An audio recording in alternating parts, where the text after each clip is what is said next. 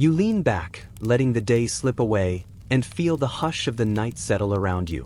In this quiet, your thoughts reach back to a time when the world seemed smaller, but danger hid in the most ordinary places.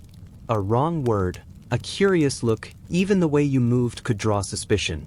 And in that fragile balance between safety and peril, one accusation could shatter a life. It was a time when whispers could burn brighter than flames, and a single word, witchcraft, could change everything. You settle in, the room dim and quiet, the kind of stillness that lets the mind wander through strange corridors of history. You're here because you're curious, not just about what happened, but about how it must have felt to live it. Tonight, we're stepping into an age where a simple glance, a common habit, or even the way you held your hands could decide your fate. And at the heart of it all was a word that stirred fear like few others: witchcraft. Imagine yourself in a medieval village, the air heavy with smoke from the hearth, whispers trailing behind you like shadows. In our time, a cat in your home might mean you love animals, enjoy their quiet company, or simply tolerate their smug little stares. Back then, it could be your death sentence. You didn't need a black cat for trouble to find you. Any cat would do. People believed these creatures were more than pets. They were thought to be supernatural messengers, gifted to witches by dark powers. Feeding one might be seen as nurturing your demonic assistant. Letting it curl up in your lap? That could be interpreted as a private counsel with your infernal advisor. And if you dared talk to your cat, well, your neighbors might not hear, "Who's my sweet little one?" They might imagine you plotting someone's ruin. The church's influence didn't help clear these suspicions. In the early 13th century, an official decree tied cats to devil worship, fanning the flames of superstition. Across parts of Europe, this sparked mass killings of cats, an act meant to purify the land but which, in one of history's darker twists, may have made the plague more deadly. Fewer cats meant more rats brought more fleas, and more fleas carried the Black Death. And when the plague spread, guess who bore the blame? The witches, of course. It became a vicious cycle: fewer cats, more disease, more fear, more accusations. Even a stray cat brushing past your doorstep could invite suspicion, as if its tail alone carried a silent accusation. And cats weren't the only trap for the unwary. Knowledge itself was dangerous, especially if you were a woman skilled in the use of herbs. In the Middle Ages, knowing that chamomile could ease a fever or that valerian could calm the mind wasn't seen as wisdom. It was considered suspicious. The village might appreciate you curing a cough, but if your remedies worked too well, people wondered whose side you were on. The official safe medicine of the time relied on prayer and bloodletting, often leaving the patient weaker than before. If your method didn't involve draining someone's blood while muttering Latin, it was assumed you had learned it from the devil.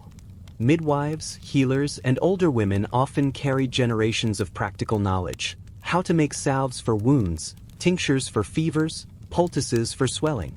But to the wrong set of eyes, your tidy garden wasn't a source of healing. It was a stockpile for dark rituals. Even owning a book about plants could be enough to condemn you. Whether it was a simple guide to edible herbs or a carefully illustrated manuscript, it might be held up in court as a book of spells. And then there was the curse of being left-handed. In today's world, it might just mean smudged ink and awkward scissors. In the Middle Ages, it was a mark of suspicion. The Latin word for left, sinister, eventually gave us the English word for evil. To be right-handed was to be in harmony with divine order. To be left-handed? That was chaos, deception, and perhaps black magic itself.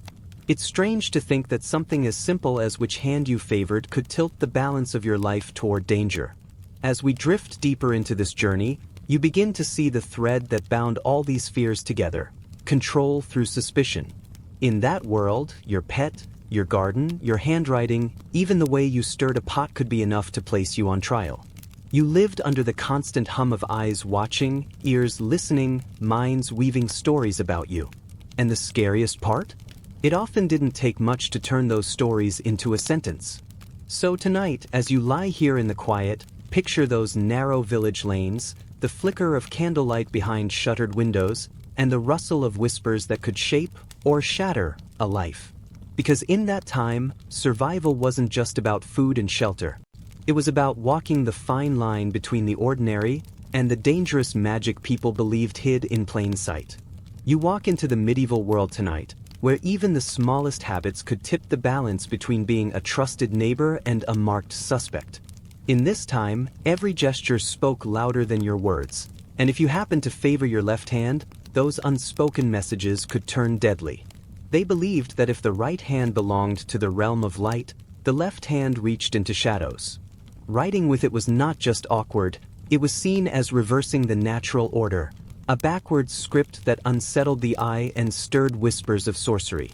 And in a world where handwriting already looked like coded spells to the untrained, doing it left-handed only deepened the unease. Difference drew attention, and attention was dangerous. In an age that craved sameness for the sake of order, being left-handed was a silent challenge to the system. If you reached for a cup, a tool, or a blade with your wrong hand, someone might murmur a warning under their breath.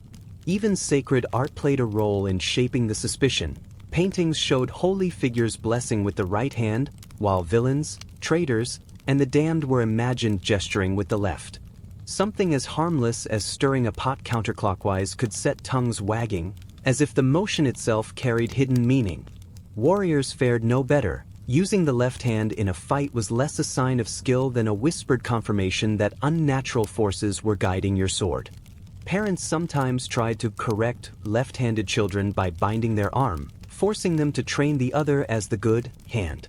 Those who resisted found themselves enduring sidelong glances in church pews and murmured prayers that were not always for their benefit.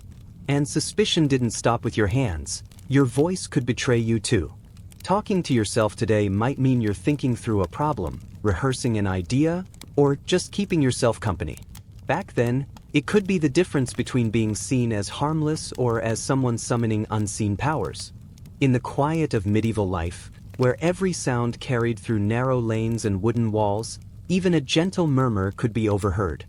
Feeding the chickens while softly speaking to them? The neighbor might not catch your actual words, but they would hear enough to imagine curses taking shape. Please lay eggs could become, in their mind, bring ruin to my rival. Superstition thrived on chance events.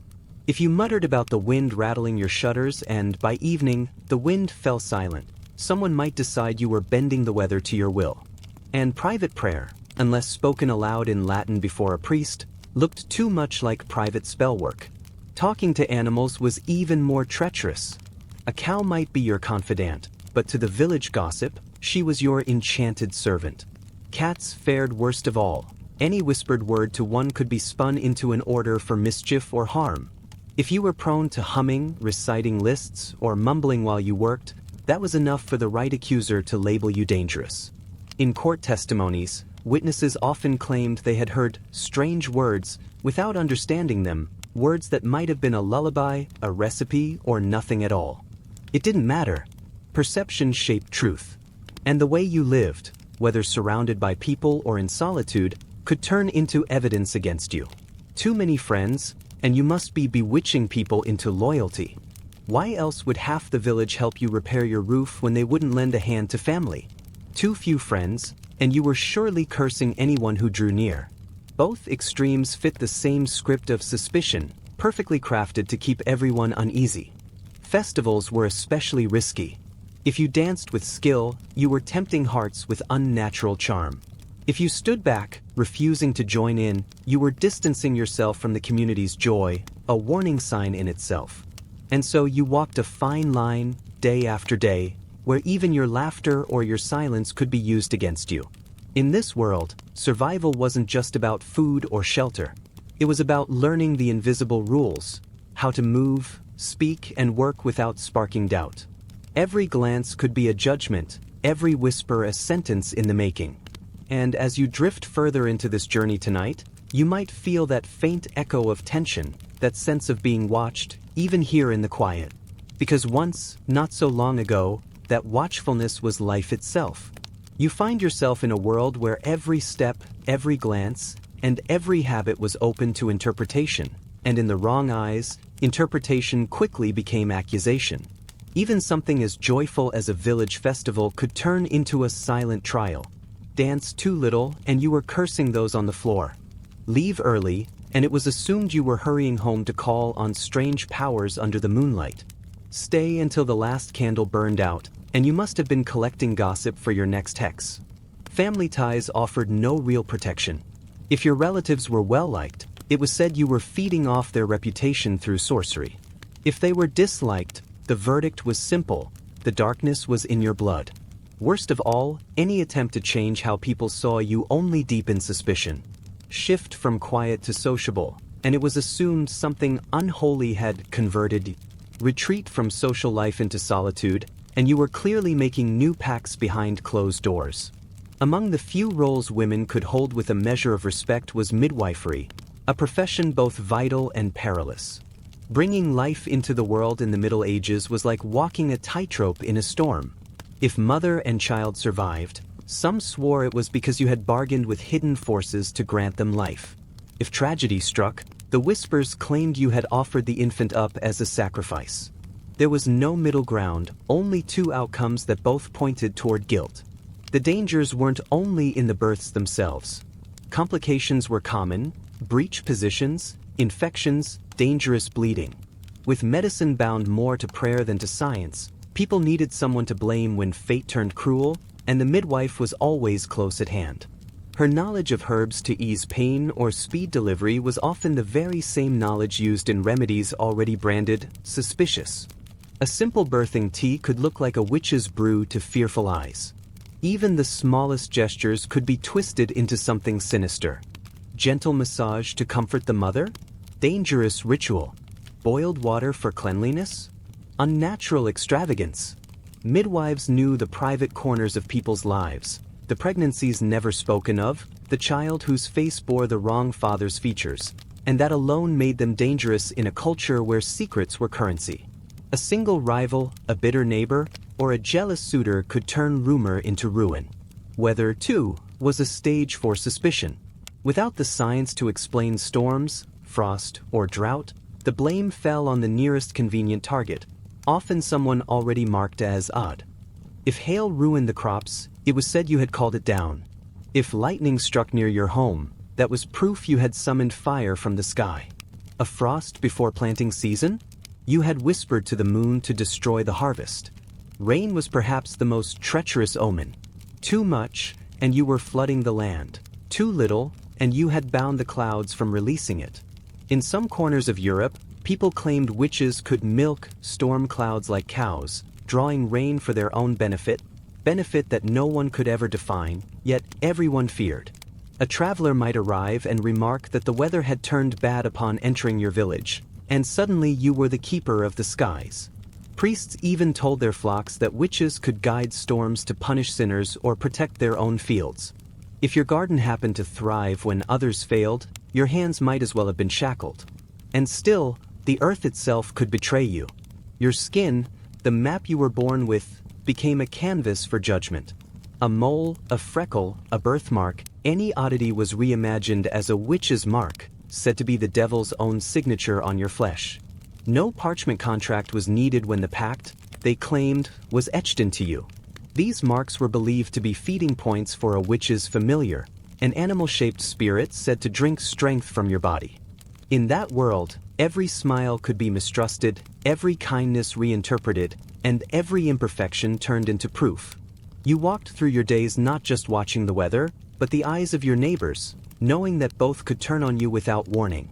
And as you close your eyes tonight, you might feel the weight of that watchfulness, the ancient fear that the ordinary could be mistaken for the extraordinary, and that once suspicion took root, no proof of innocence could ever pull it out. You move deeper into this shadowed world of the Middle Ages, where even the smallest mark on your skin could decide your fate.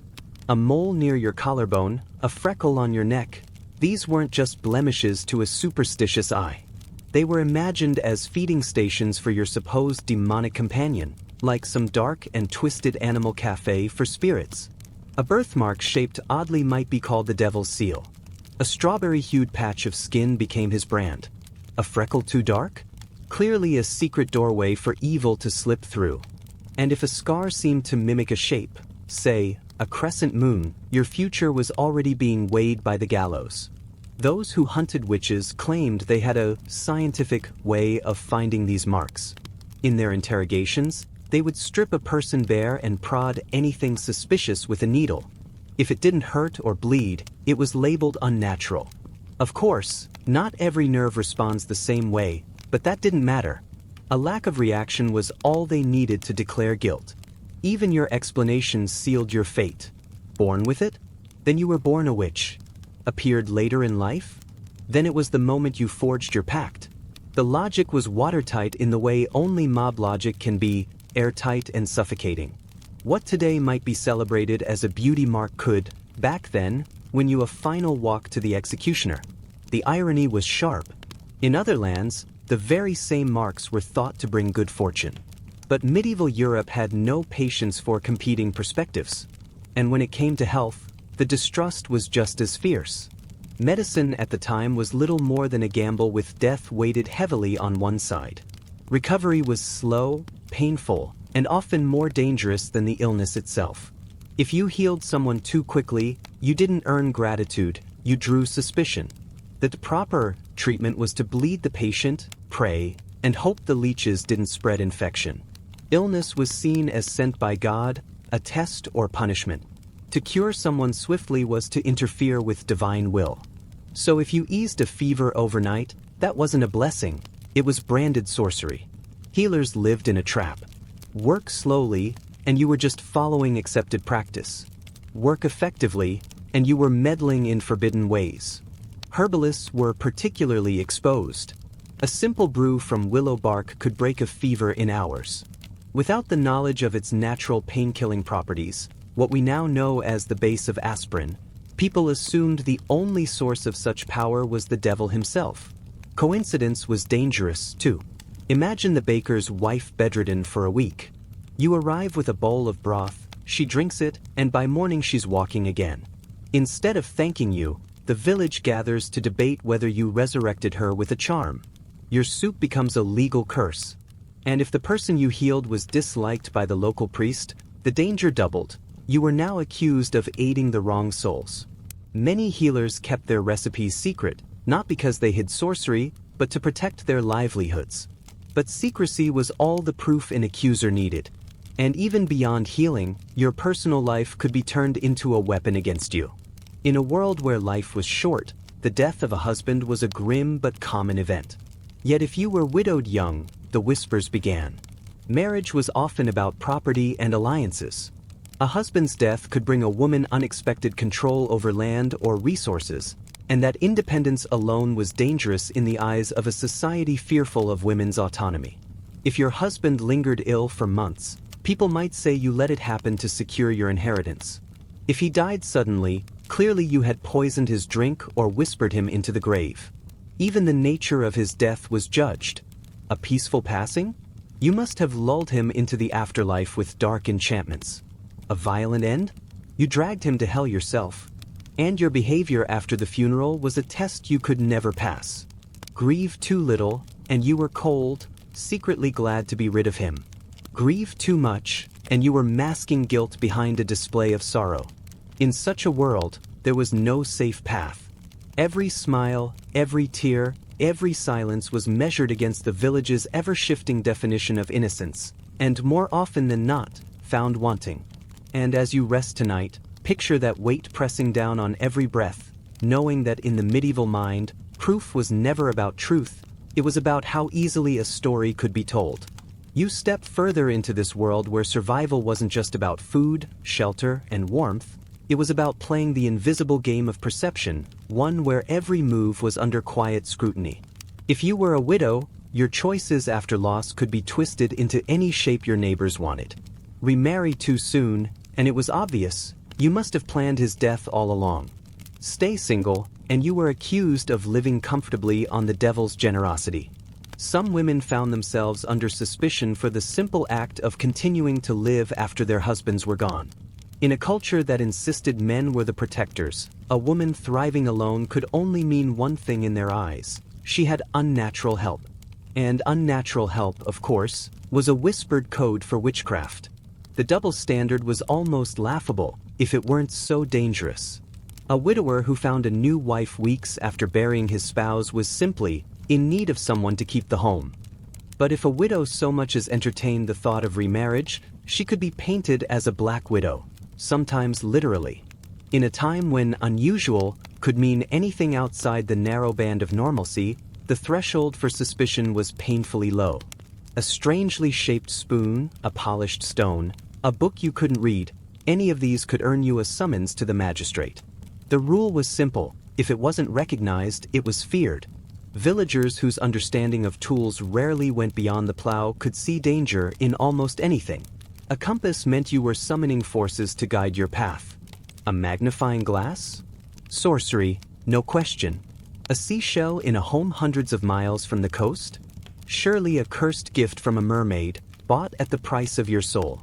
Jewelry was a gamble in itself. A ring with an unfamiliar design might be declared a talisman for calling storms or reading minds. And heaven help you if the engraving was in an unrecognizable script. It didn't matter if it was just the blacksmith's clumsy attempt at decoration. Books were even more treacherous. To the illiterate majority, the sight of written words looked like lines of secret symbols only dark forces could interpret. An herbal guide could be mistaken for a book of spells. A family recipe written on a scrap of parchment might be recast as a dangerous grimoire for summoning not just delicious pies, but sinister ones. Even items from distant lands could be your undoing.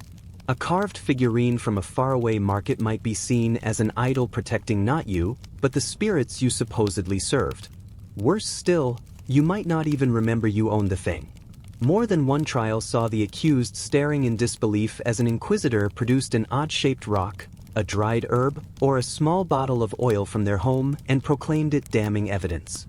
To you, it was an heirloom or a forgotten trinket. To them, it was Exhibit A in your case against the eternal flames. And then there was the matter of timing. Not the timing of your deeds, but the timing of your laughter. In the Middle Ages, laughter could be as dangerous as a curse. Laugh during the wrong moment, say, in the middle of a church service, and you might as well start gathering your own firewood. They'd say the devil had whispered a joke in your ear to break the holiness of the moment. Funerals were especially perilous. Even the smallest smile, perhaps at a fond memory of the departed or at some clumsy accident, could be twisted into proof that you were pleased by the death you had caused. The suspicion didn't even need a reason. Laugh while lost in thought during a dull conversation, and people would assume you were sharing a private joke with your invisible familiar. Refuse to laugh when the Lord told a joke, and clearly you were casting a silent curse on him. In this warped logic, you could laugh too much, too little, or in the wrong tone. All roads led to the same place. And the sound of your laugh mattered too. A high-pitched giggle, a harsh cackle, or a snort was enough to mark you. Witches, they said, had laughter that wasn't natural, though in truth, a few mugs of the local ale could make anyone sound unnatural. It's the irony that cuts deepest. In a life so often short, brutal, and plagued by illness, laughter should have been a treasure. Yet here, it was rationed like contraband, to be released only when it was safe, if it ever was. And solitude carried its own risks. To live alone wasn't seen as peaceful, it was a red flag. Without a household to anchor you, people assumed you were hiding something, or worse, that the silence in your home was shared with forces no one dared name. You find yourself in a time where even the way you lived, quite literally where you laid your head, could tip the scales between being left alone or being dragged before a crowd of accusers. Choosing solitude in the Middle Ages wasn't like choosing it now. People didn't simply decide to live alone. Life was built around large, bustling households. Families crammed into small cottages, apprentices lived with their masters, widows often moved in with relatives. Privacy was rare, and those who sought it were viewed not as independent souls, but as people with something to hide. And if the whispers took root, that something was rarely ordinary. It was a cauldron, a pact, and a candlelit meeting with the devil himself. If your home stood at the edge of the village or near the forest, the suspicion only deepened. What you saw as a quiet home with a nice view, others saw as a lair for summoning spirits, or worse. It didn't matter that the real reason might be cheaper rent or fewer neighbors stealing your firewood. Medieval logic was quick to replace practicality with paranoia. Even the most mundane habits could be reinterpreted into something sinister. Smoke rising from your chimney at odd hours? Brewing potions? Shuttered windows? Hiding demonic rites? A candle lit late at night? Obviously, you were speaking with spirits, because no one in their right mind would mend socks after dark. Living alone also placed you dangerously close to two other categories that drew uneasy attention: eccentric holy hermits and mysterious healers. Both hovered between reverence and heresy, and all it took was one disgruntled neighbor to push you into the latter camp. And if you dared to make a prediction about anything at all, you might as well have been handing your accusers the rope. The bar for dangerous foresight was astonishingly low. You didn't need to declare that the king would fall or the world would end. A simple, "looks like rain tomorrow," could land you in trouble. Predicting a poor harvest or telling old Thomas to fix his roof before winter might seem like harmless advice. But if those things came true, people believed you had willed them into being. Worse still, they remembered every time you were right and conveniently forgot all the times you were wrong. If you guessed a storm was coming and lightning struck the church a week later, it was no longer just a lucky guess. It was proof you had bent the weather to your will. Even the obvious became suspicious. Everyone could see dark clouds rolling in, but if you mentioned them before the rain fell, you were accused of calling the storm. And heaven help you if you were holding something odd at the time: herbs, a carved stick, a basket, because that turned a passing remark into summoning magic. It wasn't only the skies you had to avoid commenting on. Predict a neighbor's cow was with calf, and you were reading signs in a way the church disapproved of. If that calf was born with unusual markings, it was said you had cursed it for your own amusement. Ironically, certain professions, farmers, shepherds, sailors, relied on predicting the seasons and the weather. But if you weren't in one of those trades and still displayed foresight, you were meddling in the natural order. Even predicting something pleasant was dangerous. If you declared a baby would be a boy and you were right, people didn't ask about experience or observation, they whispered about spells and charms. In this climate, even aging could become a crime. Longevity wasn't admired so much as questioned.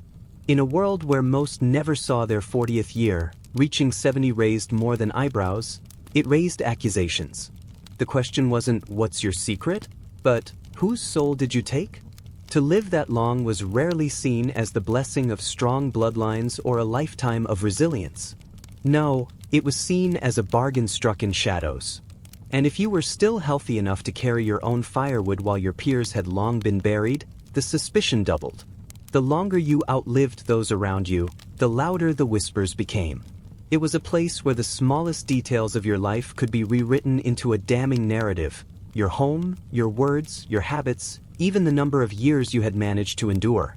In such a world, it wasn't enough to survive. You had to survive without drawing notice, for the wrong kind of attention could turn even the most ordinary life into a story with a very grim ending. You step now into a chapter where time itself could turn a person into a myth, and not always a kind one. In a small medieval village, age was rarely worn as a crown of wisdom. The fewer people alive who remembered your youth, the more your story became whatever others decided to tell.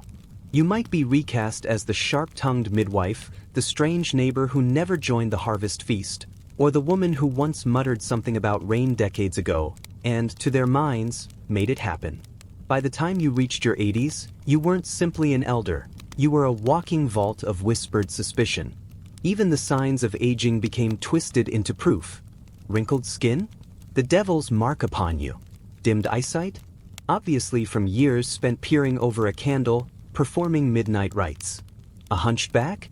The natural result, they said, of carrying your cauldron through the woods for decades. And then there were the teeth. If you'd lost a few, they claimed you'd ground them into powder for potions. If you somehow remained sharp-witted in a time when most could barely read or write, your intellect was not seen as a gift, but as dangerous evidence. You were hoarding forbidden knowledge. For older women without husbands, the risk was even greater.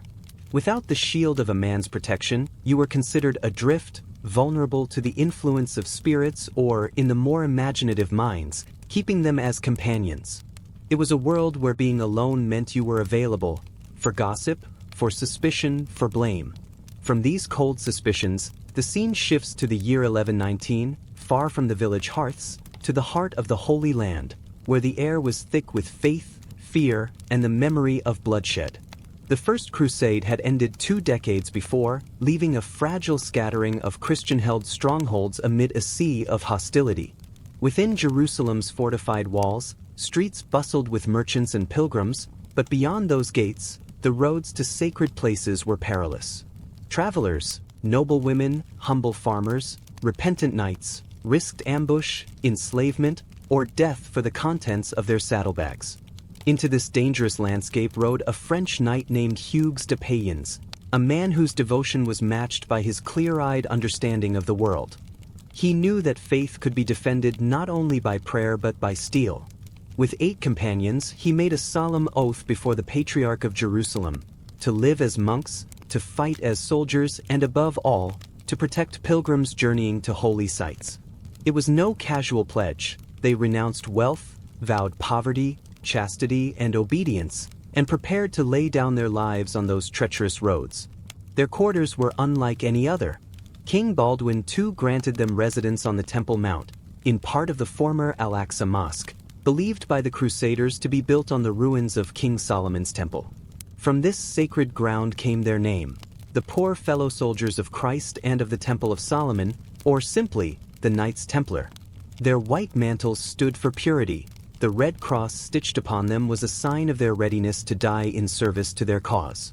They answered not to kings or lords, but to the Pope himself, a freedom that gave them both unmatched reach and powerful enemies. In those first years, they were few and far from wealthy, relying on donations from noble patrons who saw them as the Church's sword in the East. But their courage began to draw notice. Pilgrims told tales of white-cloaked riders cutting through ambushes like avenging angels, escorting the vulnerable with a fierce, disciplined grace. In a world where faith and war were often inseparable, the Templars stood as living symbols of both, a brotherhood with scripture in their hearts and sharpened steel in their hands. Yet they were not the first to blend service with discipline on these contested roads. Before the Templars had taken up their oath, another brotherhood had already taken root in Jerusalem, not to fight, but to heal. The Order of the Knights of the Hospital of St. John of Jerusalem began in the 11th century as humble caretakers, tending to sick and weary pilgrims. In a city sacred to 3 great faiths, they asked no questions of a traveler's origin or past sins. They offered medicine, bread, and shelter with open hands. But the Holy Land after the First Crusade was not the one their founders had known. Soldiers, merchants, and spies now filled the streets alongside the faithful. The threat of raids grew near their very doors. Under the guidance of Blessed Gerard, and later Raymond Dupuy, the Hospitallers transformed. They kept their mission of mercy but forged it into something more formidable, a militarized brotherhood capable of defending those in their care. Their black cloaks now bore the white, 8-pointed cross, each arm a reminder of the virtues they vowed to uphold: faith, humility, mercy, justice, and more. The Hospitallers built strongholds across the Crusader states, stone fortresses whose thick walls guarded both the sick and the strategic. Castles like the mighty Croix de Chevaliers would become legends in their own right, feared by enemies, honored by allies. Here, in these orders, the medieval world revealed its contradictions: men of prayer who bore swords, men of healing who stood ready for battle. And in the shadow of their banners, history would be shaped for centuries to come. You step into the great stone halls of the medieval orders, where faith and steel lived side by side. In one chamber, the air was filled with the quiet murmurs of care, brothers tending the sick, binding wounds, bringing water to lips cracked from heat and dust. In another, the clang of steel rang out as knights trained for the next battle, their boots grinding against the stone floor, preparing for the moment when the order's banner would be called to war. The Hospitallers were unlike the Templars, who built their renown on elite skill in the field. Here, compassion and combat stood in equal measure. A man might one day guard the battlements during a siege, arrows hissing past his head, and the next kneel beside a straw bed, changing bandages for a wounded pilgrim. This union of martial strength and mercy earned them admiration not just from allies, but grudging respect from enemies who could not deny their discipline. Their authority was cemented in 1113, when a papal decree placed them directly under the Pope's protection, beyond the reach of local lords and kings. This freedom allowed them to grow in wealth and influence, bolstered by gifts of land and treasure from nobles seeking redemption. By the mid-12th century, the Hospitallers had become the backbone of the Crusader states. Soldiers, healers, and wardens over the living and the dying, in a land where one could pass from one state to the other in the time it took for a sword to fall. While the Templars and Hospitallers were already firmly planted in the Holy Land, another order would rise from a more specific need, to serve the German-speaking faithful. It was 1190, and the Third Crusade raged outside the besieged city of Acre. Disease and heat claimed more lives than the enemy's blades. In this chaos, merchants from Lübeck and Bremen raised a simple tent from ship sails, a makeshift hospital for their countrymen who could not speak the local tongues. What began as a gesture of mercy soon took root. By 1198, under the blessing of Pope Innocent III, the Teutonic Knights emerged as a military monastic order, blending the healing mission of the Hospitallers with the fighting discipline of the Templars. Their white mantles bore a stark black cross, an emblem that stood out sharply against the golden sands and deep shadows of the Levant. At first, they were few in number and modest in influence. Yet they possessed a powerful advantage: the backing of the Holy Roman Empire. Many recruits were hardened German knights, bound by loyalty to their homeland's rulers, eager to carry imperial pride into the contested lands of the East. They built hospitals, fortified outposts, and marched alongside their fellow orders in major campaigns. But the Holy Land was not to be their final stage. In the early 13th century, their gaze shifted northward to the untamed shores of the Baltic, where pagan tribes resisted Christian rule. The Baltic Crusades began, a relentless push of stone and steel into lands held by the Prussians, Lithuanians, and Samogitians. The Teutonic Knights erected massive castles, imposed Christian law, and waged war for decades. They were not merely warriors, they became rulers, tax collectors, and master builders, their governance as rigid as their discipline. From a humble hospital tent, they rose into one of the most formidable forces in medieval Christendom, admired for their order, feared for their relentlessness, and leaving behind a chain of stone fortresses along the frontiers of faith. Despite their different origins and paths, the Templars, Hospitallers, and Teutonic Knights were bound by the same foundation, the monastic rule that shaped their lives. To join meant more than wielding a sword, it meant surrendering your personal will to obedience, discipline, and devotion. A knight, often of noble birth, surrendered all wealth and titles at the moment of admission. Estates, incomes, and lands passed into the order's hands. In return, he was given a habit: the Templar's white cloak with its crimson cross, the Hospitaller's black mantle with its white cross, the Teutonic Knights white with black. These were not mere uniforms. They were living symbols of vows spoken before God. Life inside was governed by the bell and the rule, waking and sleeping with prayer, beginning and ending each day in chapels lit by flickering candles. Meals were taken in silence, scripture read aloud as bread was broken, reminding each man that his life was no longer his own.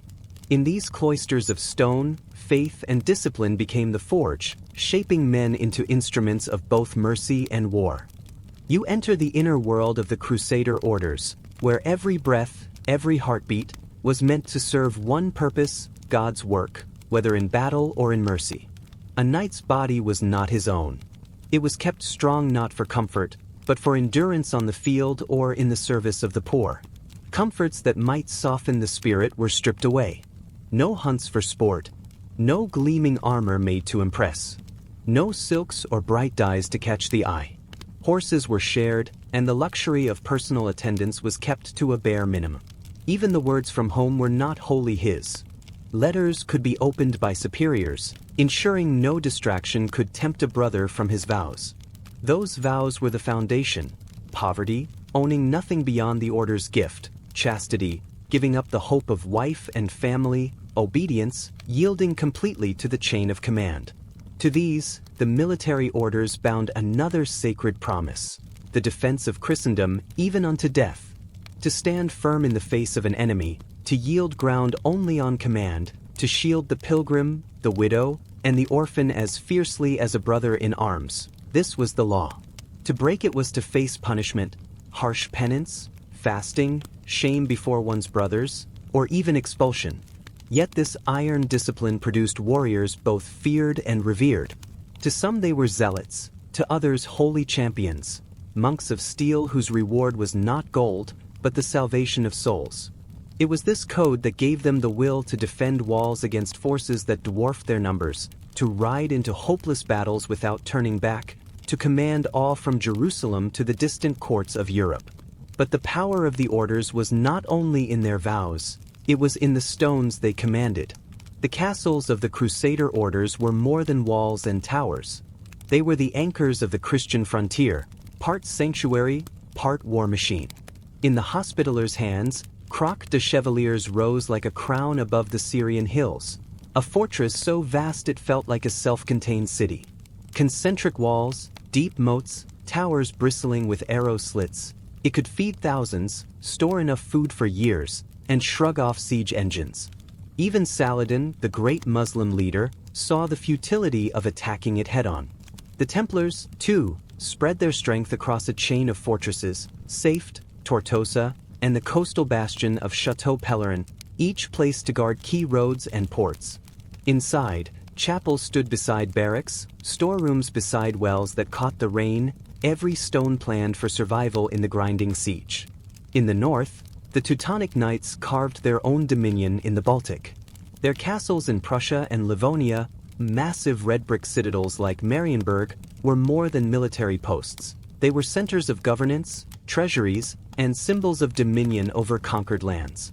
These were not places of beauty in the courtly sense, yet their form inspired awe. Walls up to 10 meters thick, gates clad in iron, towers positioned for deadly crossfire. Inside, the life of the orders unfolded in layers. Chapels where prayers rose with the smoke of candles, refectories where meals were eaten in silence, kitchens feeding garrisons, storerooms piled high with salted meat and grain. Every fortress was a balance between the sacred and the practical, designed for both worship and war. Keeping them alive was a feat in itself. Supplies from distant estates had to cross seas and deserts. Engineers and masons were constantly at work. Garrisons stayed ready for the sudden trumpet of alarm. Yet in a land where alliances crumbled and borders shifted overnight, these castles were fixed points of certainty, a visible promise that stone, steel, and faith could hold back the tide.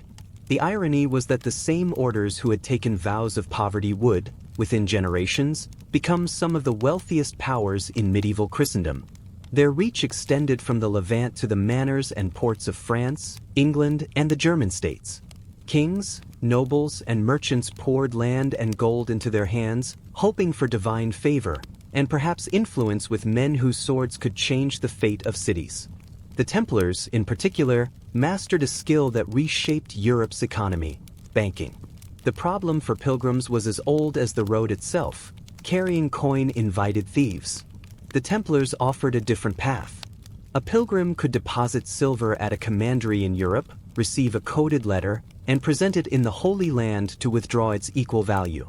In an age when the journey to Jerusalem could take months and death might wait on any road, this was more than convenience. It was survival, wrapped in parchment and sealed with the cross.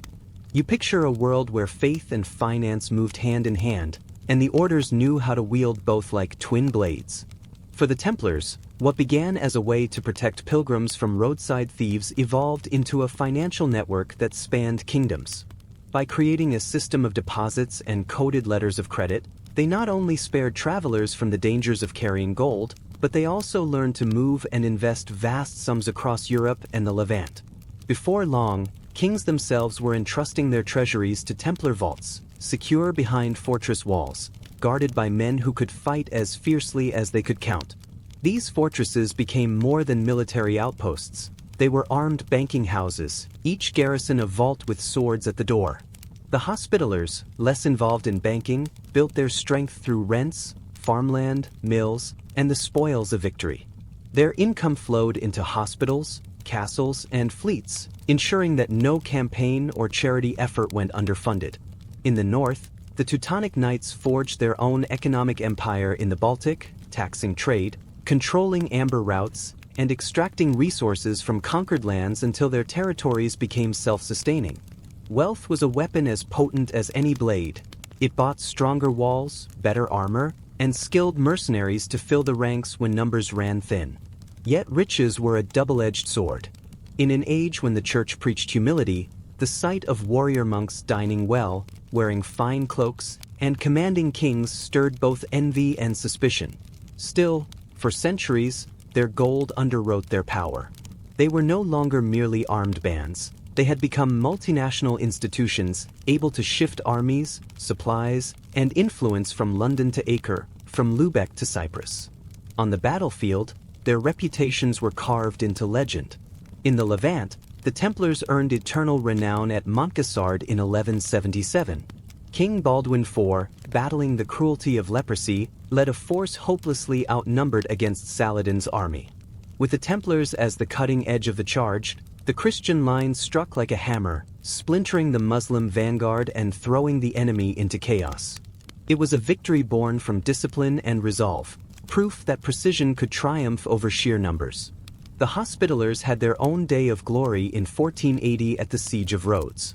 Facing the vast Ottoman fleet and an army many times their size, they fought not only with sword and cannon, but with the same steady hands that tended wounds in their hospitals. Every breach in the walls was met with a counterattack. Every wounded man returned to the fight if breath still filled his lungs. Far to the north, the Teutonic Knights waged their defining battle at Grunwald in 1410. It was one of the largest clashes of medieval Europe, steel meeting steel across a vast plain. Though their disciplined cavalry charges were fierce, the day ended in disaster. Their Grand Master lay among the thousands of dead, and their dominance in the Baltic began to fade. Yet even in defeat, their rigid formations and iron discipline were remembered as models of medieval warfare. These were not warriors who appeared only for grand battles. They guarded supply lines through hostile lands, escorted pilgrims under threat of ambush, and rode deep into enemy territory to strike at the roots of opposing armies.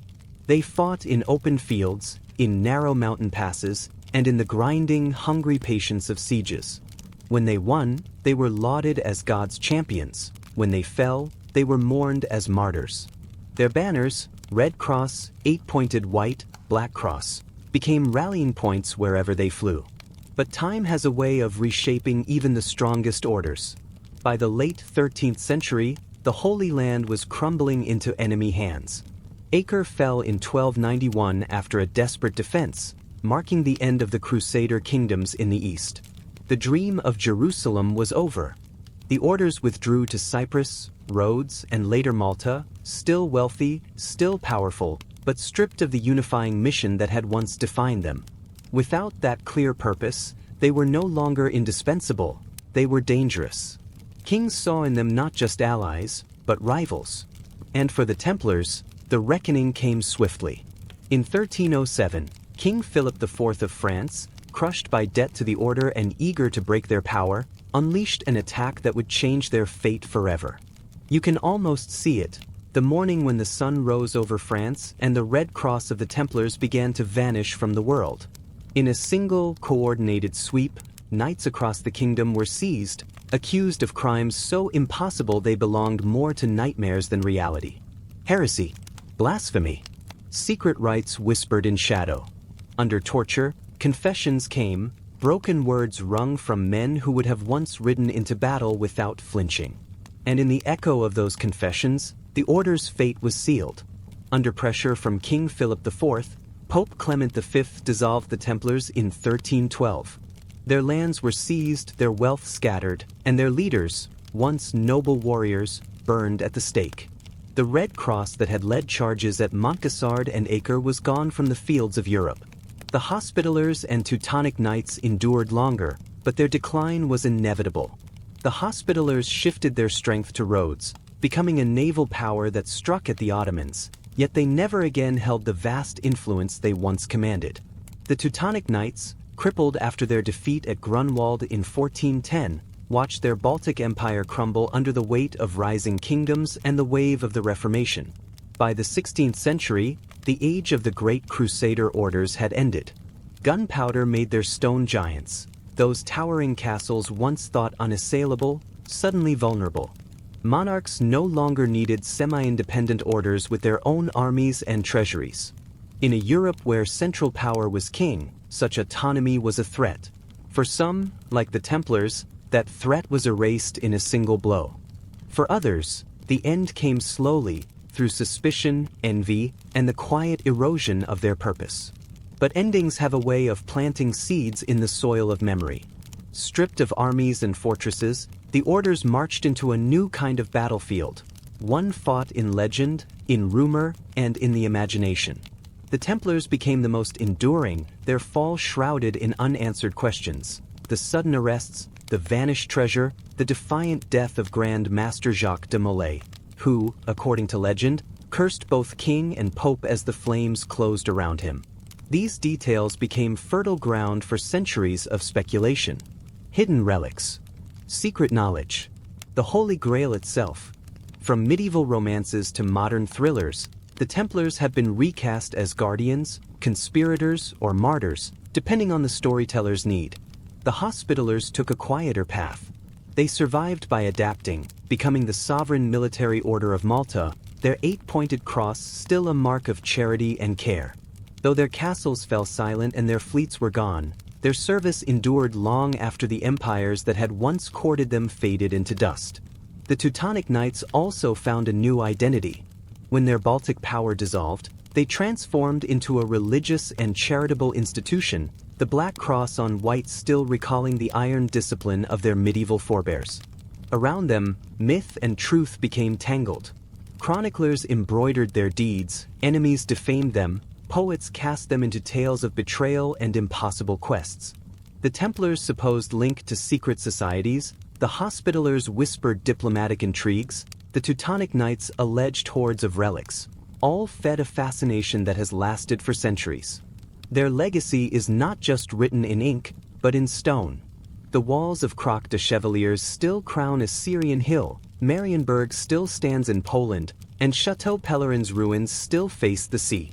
These fortresses, battered but not erased, are monuments to an age when faith was defended by steel and blood. And so, even without armies, the Crusader orders remain, part history, part legend. Holy warriors to some, ruthless conquerors to others, and to many, mysterious keepers of lost truths. Their banners no longer snap in the wind above a battlefield, yet they have never left the stage. They live on in the stories we tell, the ruins we explore, and the questions we still cannot answer. But now our road carries us far from their stone strongholds, south into the rugged mountains of Yemen, where another story was quietly taking shape. By the early 1500s, Sufi mystics there had already discovered a drink that could keep them awake through the long hours of night prayer, a dark, bitter brew made from roasted beans. From the port of Mocha, this strange drink began its slow journey northward, traveling in the holds of merchant ships along the Red Sea. When coffee finally reached the heart of the Ottoman Empire, it was unlike anything the capital had tasted. Tea had yet to find its place, and wine was forbidden under Islamic law. Here was something new, neither intoxicating nor dull, a drink that sharpened the mind while steadying the body. It became the perfect companion for conversation, contemplation, and work. At first, its reach was limited to the chambers of the elite. In the palace kitchens, the Ottomans perfected the brewing method, using small copper pots called sezvs, and serving the drink in delicate handleless cups, each portion strong and fragrant. It was a drink born of distant hills and mystical nights, now on the verge of reshaping the rhythm of an empire. You can almost smell it, the slow, rich swirl of coffee rising from a copper pot, the steam carrying hints of earth, spice, and fire. In the Ottoman capital, this was no ordinary drink. It was brewed with care, the beans ground to the finest powder, simmered gently over low heat, sometimes sweetened, sometimes laced with cardamom. To prepare it was not just to make a beverage, it was to perform a ritual. Each movement, each pour, felt like a small ceremony, a deliberate act meant to awaken both mind and spirit. And what a city it awakened! Mid-16th century Istanbul was a living mosaic, a place where voices from every corner of the empire mingled in the air. Merchants from Syria, Yemen, and Egypt shared the streets with artisans, sailors, scholars, and travelers from far-off lands. The markets brimmed with silks from Persia, spices from India, and glassware from Venice. Into this vibrant, restless city, coffee arrived like a spark meeting dry tinder. At first, its presence was discreet. Only the wealthy, the connected, and the curious elite could afford its deep, bitter luxury. Bags of beans were precious cargo, and preparing them required special pots and cups. But coffee was a patient conqueror. Word spread. Curiosity bloomed. And before long, traders were bringing in beans by the sack, and vendors were setting up to serve not just the powerful, but the people. The shift was inevitable. By the 1550s, Istanbul was ready for something new, not just a drink, but a gathering place shaped entirely around it. That's when the first public coffee houses appeared, opened by two visionaries from Aleppo and Damascus. They saw what others had not, that coffee was more than taste, more than aroma. It was an excuse, a reason, a magnet pulling people together. Inside these modest rooms, small copper pots sat above glowing embers, filling the air with an inviting scent that wrapped itself around you the moment you stepped in. Wooden benches hugged the walls, and strangers sat shoulder to shoulder, sipping from handleless porcelain cups. The atmosphere was alive, part marketplace, part theater, part living room for an entire city. Here, a janissary might sit beside a poet, a merchant might lean in to hear a theologian's argument, a traveler might trade tales with an artisan. The soundscape was just as rich as the scent. The clatter of backgammon pieces, the deep hum of conversation, the laughter of friends exchanging stories. Unlike taverns, these places weren't clouded by drink, they were lit by clarity. Ideas sparked here, unclouded, unsoftened, ready to be shaped and shared. Owners quickly learned that the magic was as much in the space as in the cup. Some covered their walls in fine carpets, hung lamps that glowed like captured moons, or adorned shelves with graceful calligraphy. Others added music or invited poets to recite between sips. Certain houses became famous for the way they brewed, perhaps a richer roast, a slower simmer, or the delicate addition of a rare spice. It didn't take long for these spaces to spread, rippling outward from the capital to towns across the empire. They became morning meeting grounds for tradesmen, quiet afternoon retreats for scholars, and bustling night stages where storytellers worked their art. But the very openness that made them beloved also made them suspect. In a place where anyone could speak to anyone, talk could wander, sometimes to matters the authorities preferred remain unspoken.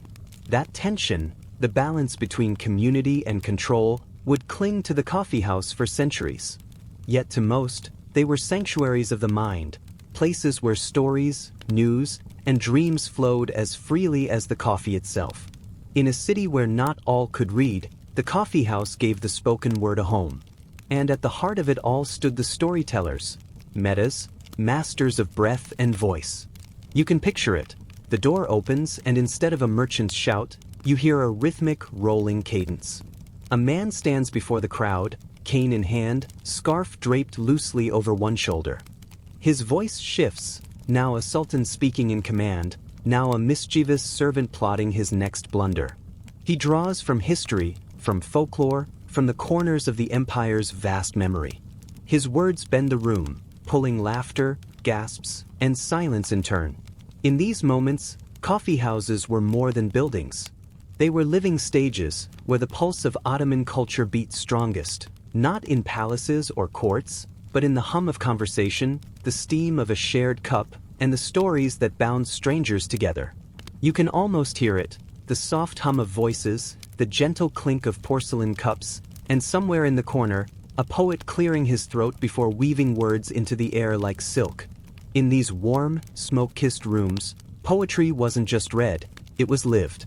Friends traded lines from the great masters like Baki and Fuseli, savoring each syllable as if it were as rich as the coffee in their hands.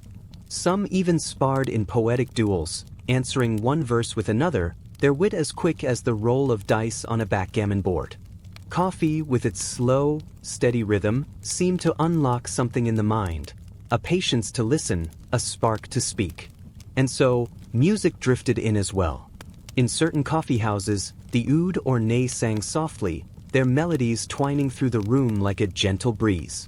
Elsewhere, flickering lamplight framed the playful shadows of Karagaz and Hasavat, their lively banter drawing smiles from both children and elders. In these spaces, art was not locked behind palace walls or reserved for scholars. It poured into the lives of ordinary people, teaching them without them even realizing they were learning. Every story told carried a seed of wisdom. Poems were windows into the soul. Songs preserved the heartbeat of a culture.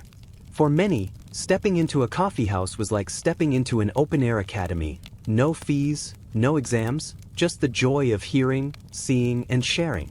Word spread quickly, and soon these gatherings drew not just passers-by, but artists, thinkers, and dreamers eager to test their craft before a living audience. But if poetry and storytelling were the crown of the coffee house, the games played at low tables were its pulse. Walk in on a late afternoon, and you'd hear more than conversation. You'd hear the quick clack of backgammon pieces, the shuffle of well-worn cards, the bursts of laughter when a move surprised everyone at the table. Backgammon, tavla, was more than a game here. It was a performance of wit and foresight. Old men leaned over boards as if directing armies, their eyes sharp, their hands deliberate, while the young leaned in close, absorbing every tactic. The dice rolled with a rhythm as familiar as the simmering seive on the hearth. Chess, too, commanded respect, slow, deliberate battles that could stretch for hours, each move weighed like a decision in court. Patrons debated strategies, offering quiet murmurs from the sidelines as if guarding the secrets of ancient generals. And while card games brought a taste of Europe into Ottoman life, they also stirred quiet moral discussions. Some frowned on the idea, fearing the shadow of gambling, but in most houses, stakes were no more than pride and the right to boast until the next game. Still, the real magic wasn't just in the moves on a board. It was in the spaces between. In the long silences as a player thought, in the slow turn of the head toward the open door to watch the street outside, in the shared comfort of simply being there. Men escaped the weight of their daily burdens here, finding a small island of calm in the middle of the city's constant tide. Regulars claimed their corners like old trees rooting in familiar soil, their friendships deepening cup by cup. The coffee house was also where the city's invisible wires of news and gossip met and tangled. Merchants exchanged whispers about market shifts. Travelers brought scraps of stories from distant provinces, tales of storms, trade, or unrest. Sometimes, the clack of a backgammon game would pause mid-turn as someone shared a fresh decree from the palace or a rumor of a new campaign. In an empire so vast that news often arrived as fragments, the coffee house stitched those fragments together, piece by piece, until a clearer picture emerged. And so, leisure here was never truly idle. Every move in a game, every casual word, every sip of coffee wove into the living fabric of the city's life. It was a tapestry threaded with competition, camaraderie, learning, and laughter. These houses were more than entertainment. They were vital organs in the body of urban life. But as they flourished, they also changed. They began to draw a new kind of attention. The same qualities that made them perfect for sharing poems and playing games made them perfect for sharing ideas, political ones. Within these walls, talk could move swiftly from the price of grain to the pulse of the empire. Merchants weighed the cost of new taxes. Janissaries murmured about their pay. Clerks speculated about shifts in the Sultan's court. Conversations became threads connecting the distant corners of the empire, weaving local worries with imperial affairs. You walk into the soft glow of an Ottoman coffee house, and you quickly realize, this is no ordinary gathering place. Here, the air is thick not just with the aroma of freshly brewed coffee, but with ideas, whispered, debated, and sometimes disguised in clever tales. The sultans and their viziers knew it well. Within these walls, words could stir the heart faster than the clang of a soldier's sword. A storyteller's fable, a shadow puppet's joke, it could be harmless fun on the surface, yet carry an edge sharper than steel beneath. News, whether truth or rumor, leapt from one table to another, crossing the city in hours, too swift for the state to rein in. That power made rulers wary. Some tried to dim the flame entirely. In the 17th century, Sultan Murad IV struck hard, banning coffee itself. The official excuse? To preserve morals and discipline, to keep citizens from falling into idleness. But beneath that, there was a deeper fear, the knowledge that coffeehouses had become breeding grounds for minds unafraid to question. Soldiers patrolled the streets, on the lookout for the faint, betraying scent of roasted beans. Yet the human spirit is stubborn. Behind shuttered doors, coffee still simmered in hidden corners, its fragrance masked by the smoke of cooking fires, its cups raised quietly in defiance. Despite waves of crackdowns, these houses endured. By the 18th century, even the most cautious rulers had to accept what they could not erase. The coffeehouse had rooted itself too deeply in the life of the city. Instead of shutting them all down, the palace sent in eyes and ears, informants who sat among the patrons, smiling and listening, carrying every whisper back to the corridors of power. And yet, even under watch, the coffeehouse kept its soul.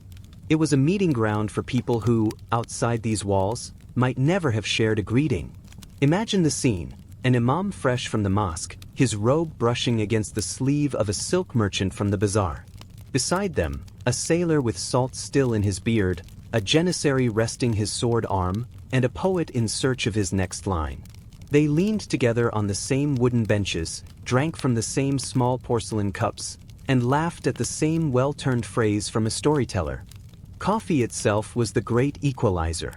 It broke no religious law, and its price was within reach of the apprentice and the laborer.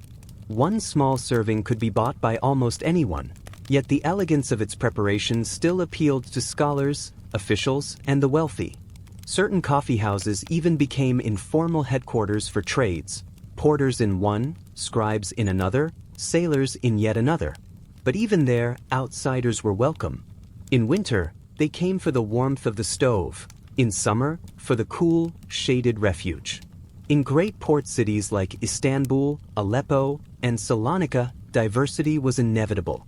Muslims, Christians, and Jews sometimes shared the same room, united for a brief moment by the ritual of coffee. Differences in belief and background did not vanish, but for the length of a cup, they softened. The careful choreography of ordering, pouring, and sipping created a quiet sense of shared belonging. For ordinary citizens, this mingling was a gift, a chance to hear the thoughts of men from distant provinces, to catch the latest gossip from the palace, or to ponder a philosopher's words without ever stepping into a school.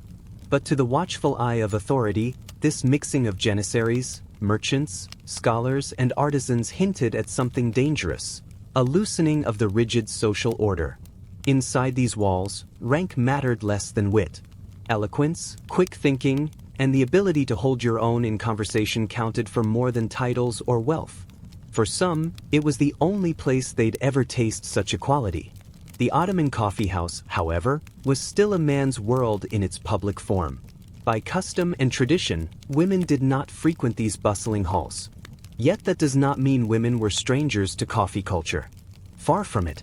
In the private sphere of the home, coffee became a language of its own, a gesture of hospitality, a vital part of courtship, a reason for friends to linger and talk. Within these intimate settings, women shaped their own rituals and traditions around the drink, weaving coffee into the fabric of family and friendship. And so, whether in the grand bustle of the city's favorite coffeehouse or in the quiet corner of a private home, coffee remained more than a beverage. It was a bridge between people, between classes, between worlds. It carried the hum of the marketplace, the laughter of friends, the whispers of politics, and the poetry of daily life, all in the rising steam of a single cup. You can picture it. Somewhere behind the carved wooden doors of an Ottoman home, a young woman is carefully pouring rich, dark coffee into delicate gilded cups. The scent curls upward like a promise. In her world, this is more than hospitality. It is a quiet art, one that could shape her future. A perfectly brewed cup, balanced in strength and fragrance, might even influence marriage prospects. Serving sets became treasures, tucked into dowries like small jewels of social grace. Female guests sipped slowly, often with sweets beside them, their conversations flowing just as freely as the coffee. In these private rooms, the spirit of the public coffeehouse lived on, only without the public gaze. For women in the highest circles, Coffee culture thrived within the walls of the imperial court. In the private chambers of the palace, the women of the harem, especially the sultan's mother and favored consorts, were served daily by attendants whose sole duty was to perfect their brew. These were moments wrapped in luxury, but they could also be laced with politics. Quiet discussions over steaming cups might ripple outward, influencing the tides of courtly intrigue. Public coffeehouses remained, by custom, male spaces. Yet the lines were not unbreakable. In port cities where cultures mingled or in border towns where traditions blurred, it was not unheard of for foreign women, often from Europe, to step inside. Their presence startled local patrons, recorded in travelers' accounts as curious spectacles. In some provincial towns, mixed-gender coffeehouses existed on the edges of Ottoman norms, usually connected to inns, markets, or entertainment halls. The question of whether women should appear in such spaces was not just idle talk, it could spark heated public debate. Conservative voices warned that the mingling of men and women under the same roof might weaken moral boundaries. But those same voices often ignored the vibrant, hidden world of female coffee culture, where women played games, shared stories, and traded gossip just as freely as men did in the smoky public halls. By the 19th century, change was in the air. As Ottoman society absorbed elements of European life, new kinds of venues appeared, bright cafes and elegant patisseries, that quietly softened the old divisions. In Istanbul and Izmir, women from upper and middle classes began to appear in select public spaces, still a rarity, but a sign that tradition was shifting. Even so, the classic Ottoman coffeehouse, the male preserve, remained firmly rooted in memory. And yet, for all the comfort they offered, these houses always lived under a shadow. To the Sultan and his advisors, they were double-edged, places of community and camaraderie, yes, but also fertile ground for gossip, satire, and whispers that could turn dangerous. The first great wave of suppression came under Sultan Murad IV, whose stern discipline was matched by personal austerity. He believed coffeehouses encouraged laziness, corroded morals, and, most alarmingly, gave space for dissent to take root. In 1633, after a massive fire in Istanbul, blame, whether fair or not, fell on careless coffeehouse patrons. Murad's response was swift and severe. Every coffeehouse closed, coffee itself forbidden, punishments harsh and unflinching, sometimes even fatal. Yet coffee has a way of slipping through cracks. The closures did not extinguish the culture, they merely drove it underground. Doors stayed bolted, cups hid quickly at the sound of approaching patrols, and the game between ruler and citizen began, one side enforcing, the other evading, both knowing the other would never fully yield. Later rulers eased the severity but never dropped their guard. The danger was not only in idle chatter, it was in the unpredictable gatherings of the Janissary Corps. Their loyalty was vital, yet their presence in coffeehouses could turn from fellowship to conspiracy without warning. In tense times, closing these establishments was a simple way to scatter potential unrest. Even in peace, officials felt uneasy. Unlike the mosque, coffeehouses were not under religious oversight. Unlike the market, they weren't tied to trade guilds. They were independent spaces, run by private hands, alive with unfiltered conversation.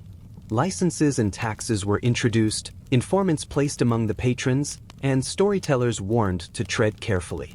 Still, many found clever ways to cloak their critiques, wrapping them in allegory, humor, and fable. And so the coffeehouse endured. If anything, each ban only deepened the people's attachment. A shared cup became more than a drink. It became a quiet statement of defiance. In this tug-of-war between the people's devotion and the state's suspicion, the Ottoman coffeehouse wrote one of the most enduring chapters in the empire's social history. You find yourself standing at the edge of an empire's twilight. By the late 19th and early 20th centuries, the Ottoman coffeehouse had survived storms of bans, waves of moral panic, and the unblinking gaze of political suspicion. What began centuries earlier as a humble import from Yemen had, over time, taken roots so deeply that its absence would have felt like a tear in the fabric of urban life.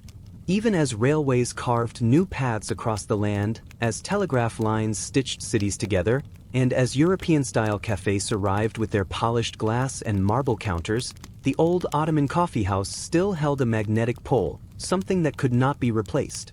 Its true influence was never contained by its four walls. These smoky, dimly lit rooms had shaped the way Ottomans laughed, argued, and dreamed. They had given rise to poets and storytellers, to wandering musicians and sharp-witted philosophers of the street. Here, the voice of a porter could win as much applause as the eloquence of a scholar, because wisdom was not measured by rank but by the ability to stir the heart or sharpen the mind. In these spaces, you learn not just to speak, but to listen. Every story was a lesson. Every heated debate was a test of your ideas. News was sifted like coffee grounds, its bitter and sweet notes weighed and tasted. Even as the empire edged toward its final chapters, the coffee house remained an unofficial parliament of the people, a place where talk of reform, modernization, and the empire's uncertain place in a changing world flowed far more freely than in gilded government halls. It was here, over the rim of small porcelain cups, that many of the thoughts shaping the birth of the Turkish Republic and the political tides of the modern Middle East were first whispered, debated, and refined. And beyond politics, the coffee house etched itself into the empire's cultural memory.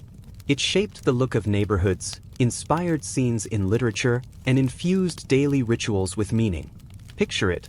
Men gathered under low-hanging lamps, a haze of smoke curling upward, the rhythmic clatter of dice against wooden boards, and the rich scent of fresh coffee lingering in the air like a familiar melody. Even now, in the winding streets of Istanbul, Sarajevo, or Cairo, you can still catch traces of this tradition. In small, unhurried corner cafes, the pace slows, conversation flows steady as the drink, and time itself seems to loosen its grip. The Ottoman coffee house did more than quench thirst, it exported an idea. European travelers carried the custom home, and by the 17th century, the coffee houses of London, Paris, and Vienna stood as close cousins to their Ottoman predecessors, not just in the drink they served but in the role they played as gathering grounds for ideas. Its legacy was never just about coffee. It was about the promise it carried: a seat at the table for anyone willing to speak, to listen, to belong. In a world where change moves faster with each generation, that promise remains timeless. A place where a stranger can become a friend over a single shared cup, where voices weave together into something greater than themselves. And then, far from the bustling streets of the empire, another tradition tells a different story of identity and belonging, one forged not in conversation, but in the clang of metal and the quiet resolve before battle. For the samurai of Japan, armor, yoroi, was never just protection against blades and arrows. It was a second skin, a portable history book, a silent pledge of loyalty. Every curve of lacquered plate, every knot of silk cord, every glint of gold crest carried a message. In a society built on deep hierarchies and ancestral honor, armor was as much a signature as it was a shield. The family crest, the mon, appeared on the helmet, the shoulder guards, the breastplate, a symbol so potent that to see it was to know the lineage, the duty, and the legacy a warrior bore into battle. Color spoke its own language. Crimson for courage and the readiness to shed blood in loyalty. Black for dignity and steadfastness. Gold for divine favor and the wealth of noble birth. These choices were never random. They were silent announcements to friend and foe alike. Patterns and shapes told their own stories. A dragon's crest to call upon ferocity, antlers for the strength and endurance of the stag, lotus blossoms for purity, waves for resilience, the rising sun for unwavering devotion to the emperor. Even the sheen of the lacquer was deliberate, repelling water, yes, but also catching the sun so the warrior shone like a living banner on the field. Imagine standing across from a line of such figures, each gleaming, each unyielding, each carrying the weight of generations. It was more than intimidation. It was a declaration. We are ready. We are one. We will not falter. For the samurai, removing this armor at the end of a battle was not simply untying cords. It was setting aside a piece of the soul, a moment of transition from warrior to man. And in that quiet, the armor rested, until the next time duty called it to speak without words. You step into the mind of a samurai at the threshold between two worlds, one of daily life and one of sharpened steel and unshakable resolve. To don armor was never something rushed. It was a passage, a sacred transformation that could take an hour or more, each movement deliberate, each not a step deeper into the mental state of battle readiness. This was not just about strapping on protection, it was about preparing the spirit, anchoring the heart, and letting the mind cross into a place where fear could not reach. The ritual often began in stillness. A basin of clean water might be set aside for washing the hands and face, the coolness awakening the senses.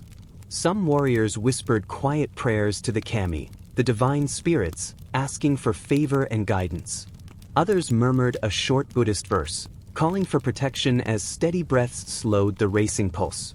In that moment, before even a single plate of armor was lifted, the warrior began shaping himself into someone who could face death without flinching. The first layers touched the skin gently, a soft cotton or silk kimono that served as comfort and shield against chafing. Over it came the padded jacket, the shitage, and the sturdy thigh guards, hidate. These were more than mere underpinnings. They were the foundation for carrying the heavier weight to come without breaking the body's strength. Every cord was tied with care, adjusted so no motion in battle would loosen them. Then came the plates, each one a piece of a larger story. The shin guards, sunate, were strapped in place to guard the steps of a man who might walk into danger. Armored sleeves followed, their metal plates glinting faintly, ready to turn aside a sword's bite. The cuirass, the dew, wrapped around the torso, its surface often carrying the crest of the clan, a silent proclamation of loyalty for all to see. Wide shoulder guards spread outward, like the wings of a hawk poised to strike, protecting from blows that fell from above. The helmet, the kabuto, was always last. This was the moment everything changed. Once it rested upon the head and the chin strap, the shinobi no was drawn firm. The samurai was no longer simply himself. He had become the embodiment of his lineage, the living standard of his clan. The weight of the kabuto pressed not just on the skull but on the soul, reminding him that from this moment forward, his life was tied to honor's edge. This preparation was rarely done alone. Fellow warriors or trusted retainers stood close, helping to fasten ties and secure plates. It was an intimate act, binding another man for the possibility of his last battle. When you tied a friend's armor, you weren't just ensuring his safety, you were sharing in his fate. And when the final knot was pulled tight and the last edge polished, the transformation was complete. The man who had walked into the room was gone. In his place stood a warrior forged by ritual, focus, and duty. Among all the pieces, the kabuto stood apart. If the armor was the body of a samurai's honor, the kabuto was its crown. Its curved bowl, or hachi, was often crafted from many overlapping plates, each rivet holding together the strength to deflect arrows and the courage to meet blades head-on.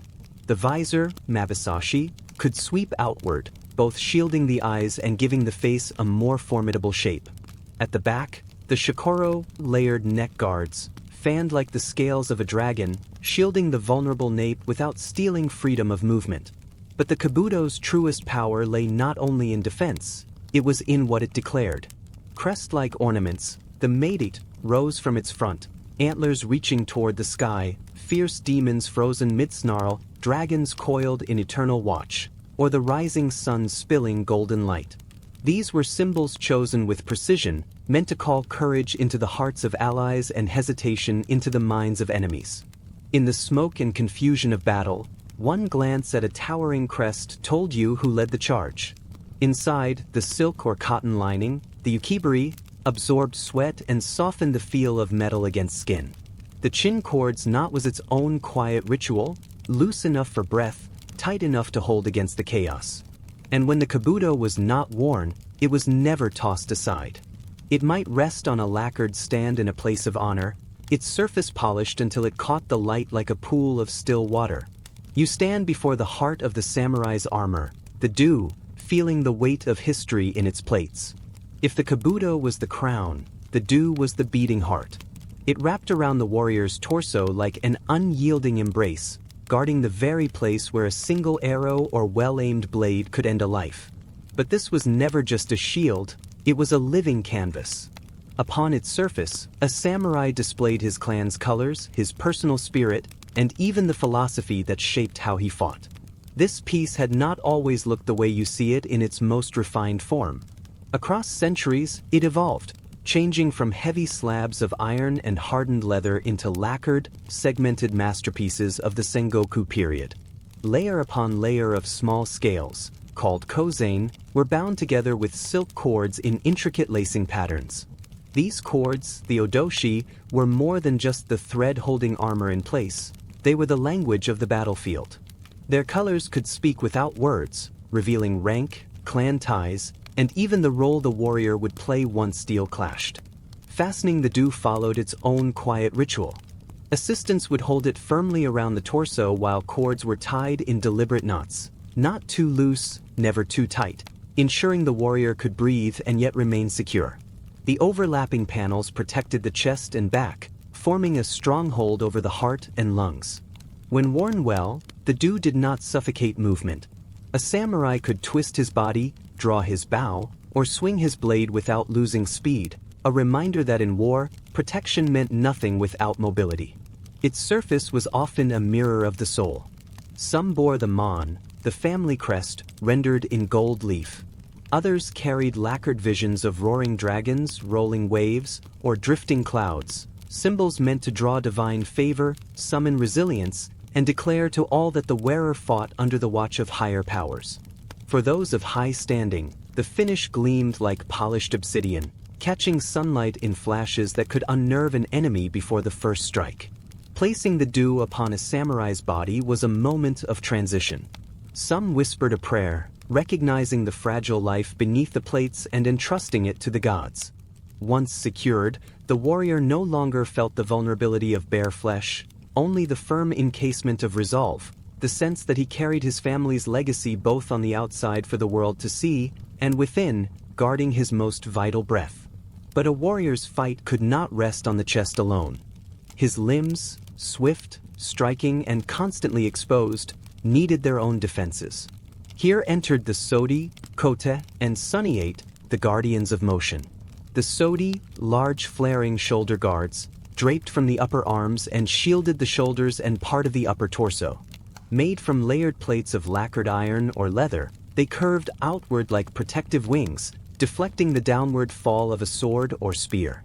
Yet they moved with the body, loose enough for archery or a clean katana cut, firm enough to stay in place through the whirling chaos of combat. These, too, often bore the family crest or colors, ensuring that even in fragments of movement, the armor told a unified story. Below them, the coat, armored sleeves, ran from wrist to shoulder.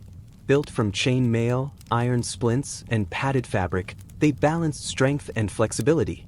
The outer arm carried more reinforcement for blocking strikes, while the inner arm stayed supple for precision in wielding weapons.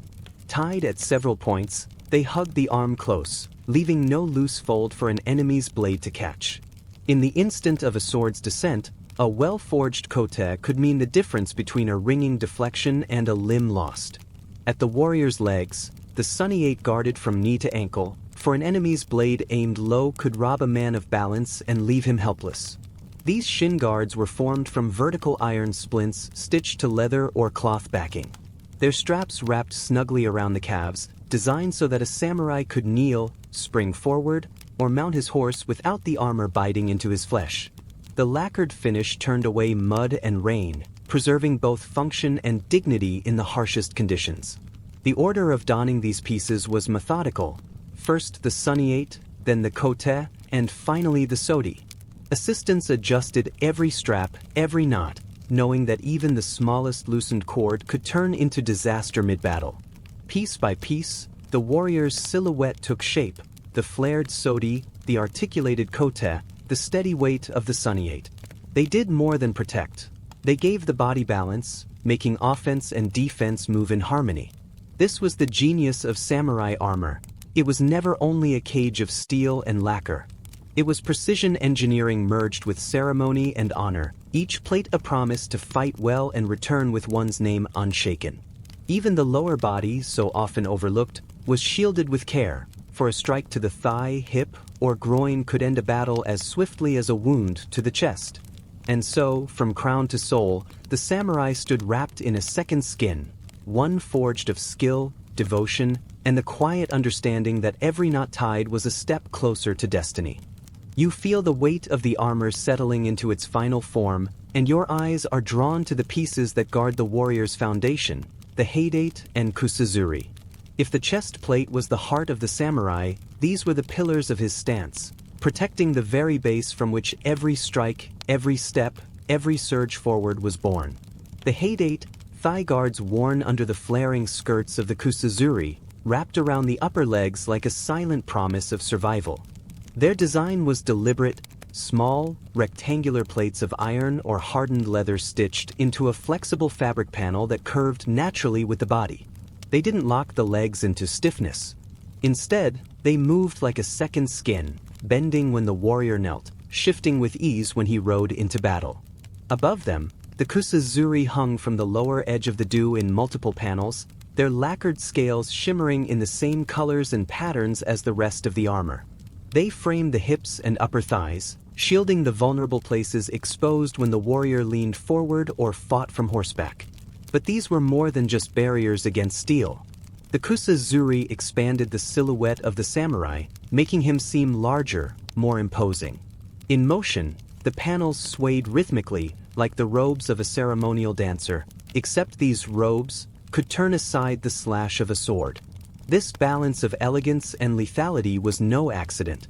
Fitting them was a ritual. First the Haidate, tied snug to the thighs, then the Kusazuri adjusted to hang evenly.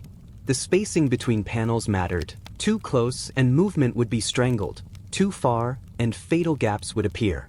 In spirit, these lower defenses symbolized stability. Just as a great structure rests on a strong foundation, the samurai's power came from the strength of his lower body, balance in stance, endurance in battle, and force behind every blow.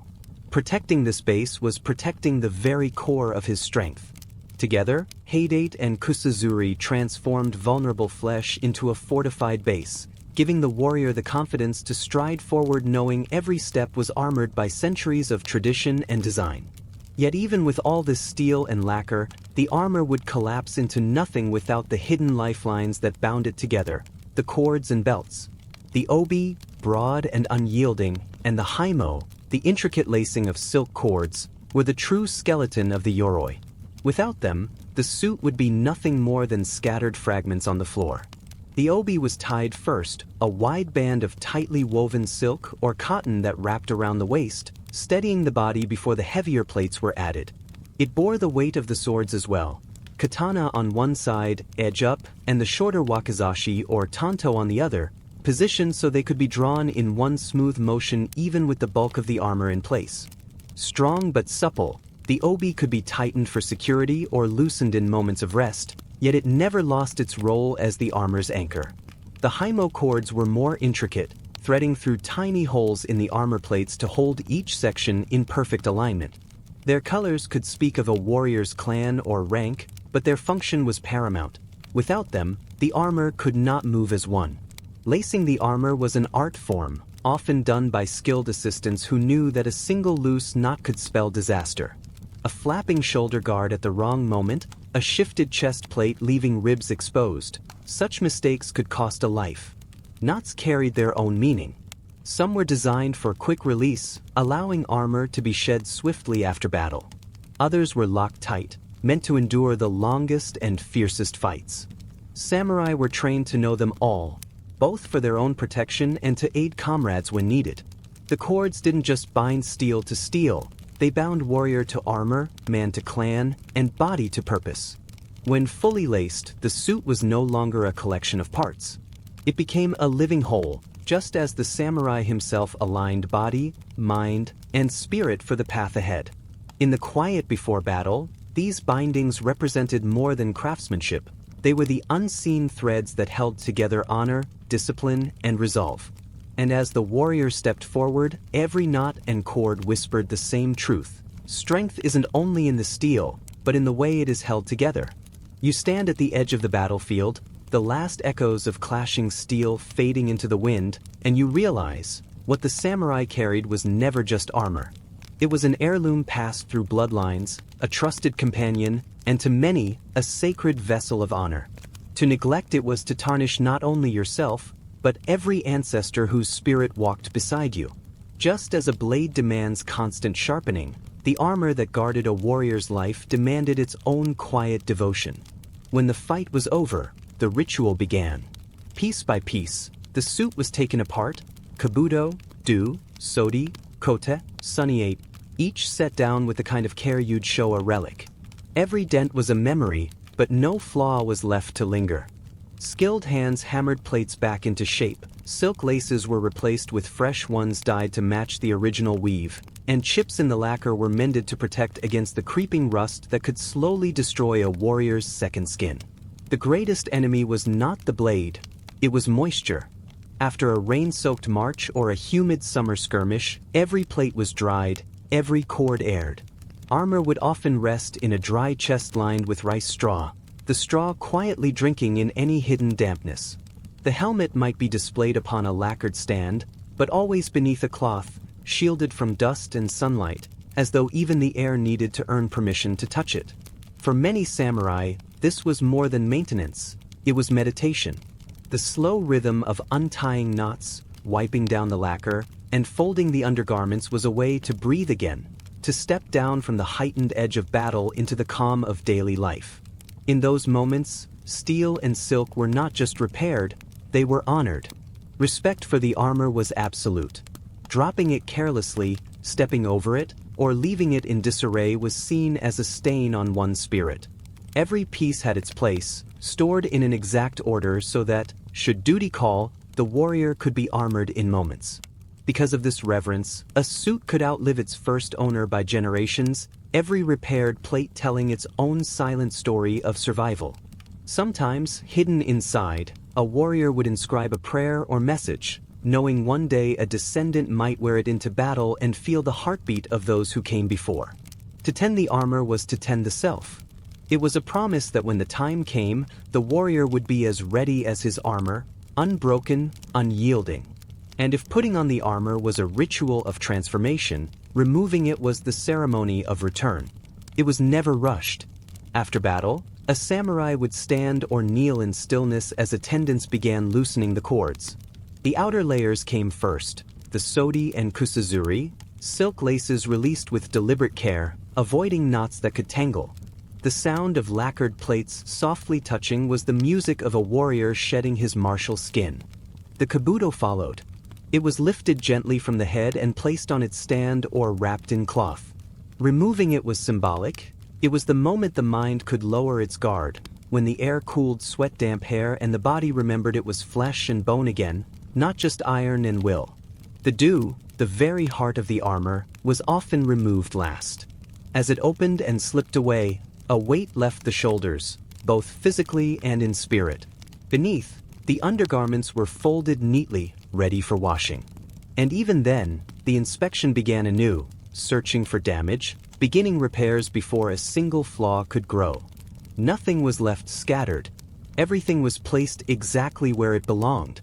Some warriors ended the ritual with a quiet prayer, gratitude for surviving, for the armor's protection, and for the honor of fulfilling their duty.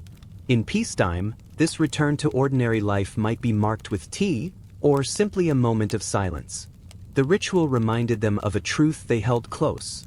The art of war was only part of a samurai's life. To be whole, a warrior had to know not only how to fight, but how to lay down the instruments of battle and return to being a leader, a father, a servant of peace. Removing the armor was not an ending. It was a bridge, a passage from the world of combat back into the world of living, ensuring that the man who walked away from the battlefield remained more than just a soldier. He remained human.